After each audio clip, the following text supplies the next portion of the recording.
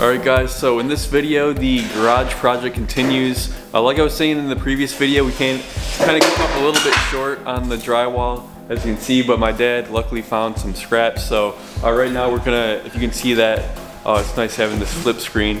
But this little piece on the back wall, we're gonna try to do that today with the scraps that he has left over.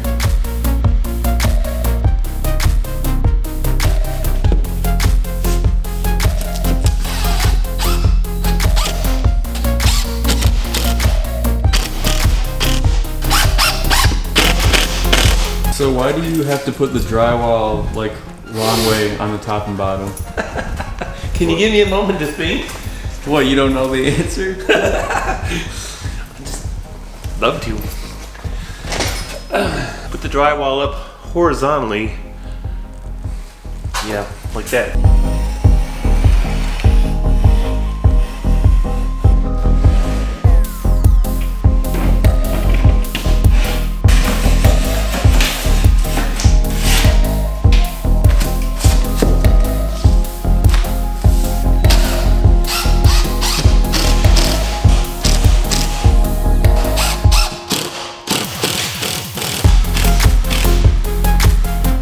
So this is the mud that we found, I guess, in my basement. Is that where you found it? Yep. Look at how gross that is.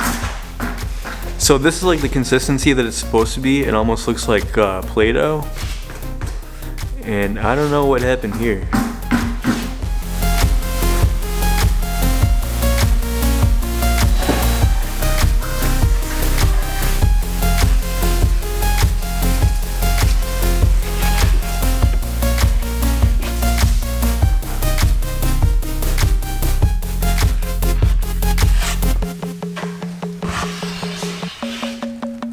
Asking why it's all brown.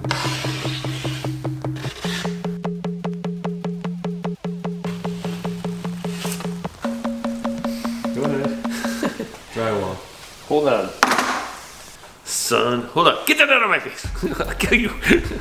I know, it's so much easier to say when you're not thinking about what you're saying, when you're just saying it. It's not easy being a YouTuber. Amen. Something happens when you point the camera at me. I just don't know. Okay, so we've put the first coat of joint compound on, and if you look at it, it's pretty rough. But what I do, once this is dry, is I'll come back here and I'll take my knife and I'll just skim over the top of it and knock off the high parts.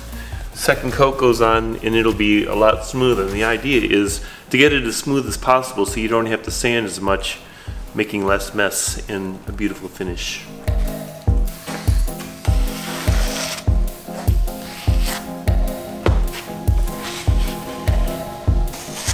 I do home repair and improvement, and I do drywall, but I don't do drywall a lot, so I wouldn't call myself an expert at drywall.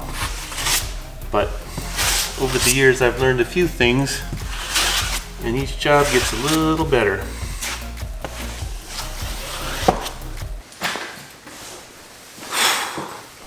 Today, we're gonna talk about something a little bit different. We're gonna talk about how money works on YouTube. I know that income and money is a little bit weird subject for some people, but I think that for people on the outside who don't really understand the inner workings of YouTube, I think it might be interesting. So when you're an employee and you have like a traditional job, your employer actually takes care of a lot of your financial stuff for you to where you don't even really have to think about it. They're automatically withholding your income tax. They might have, like, if it's a bigger company, they might have a healthcare thing that you can enroll in.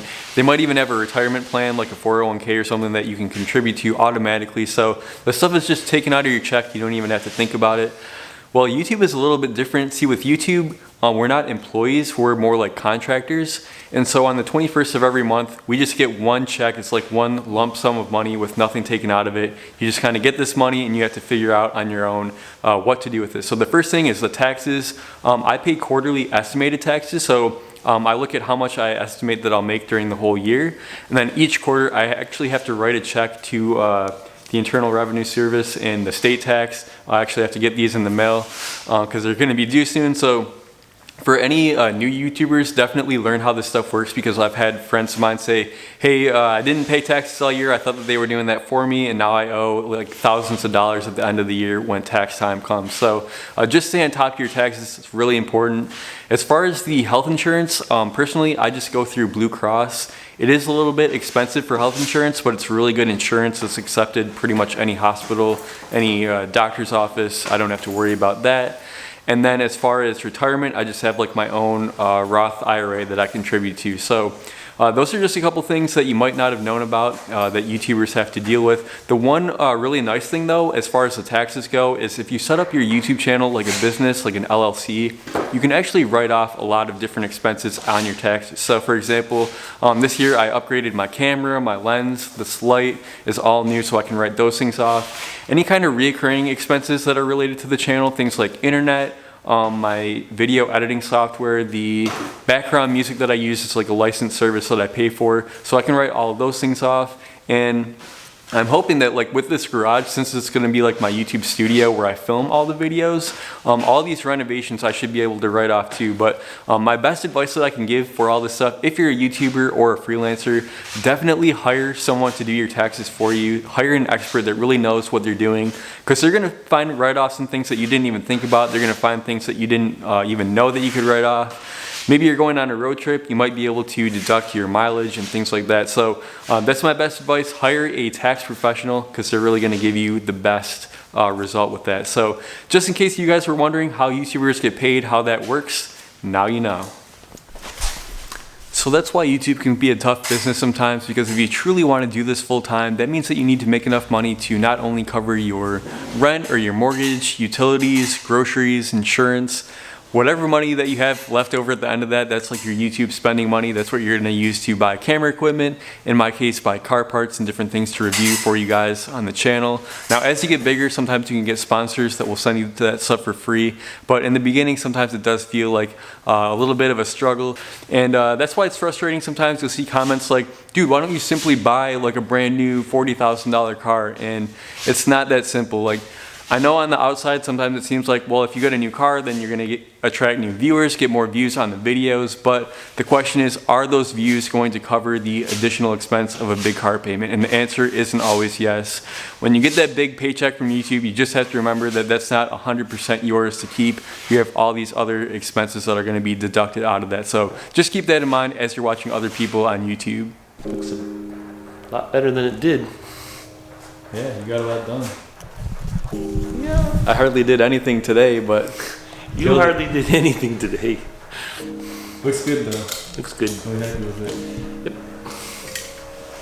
Yep. I got card with that. Thank you so much, Dad. I appreciate it. Thanks for lunch. Yeah, love you. Big boy. Big boy. Love you too. Oh, that was the lens. Oh, you're good.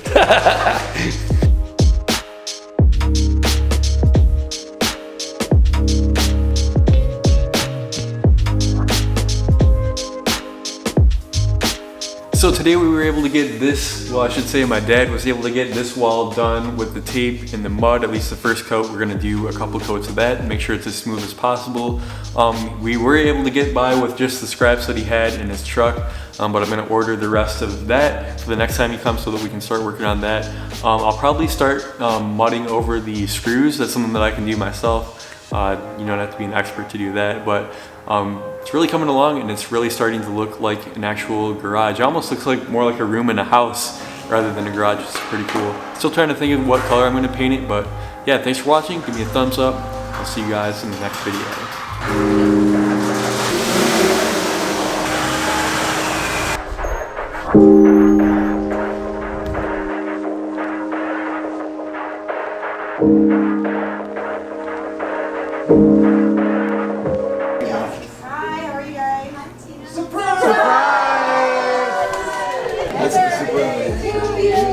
Happy birthday to you.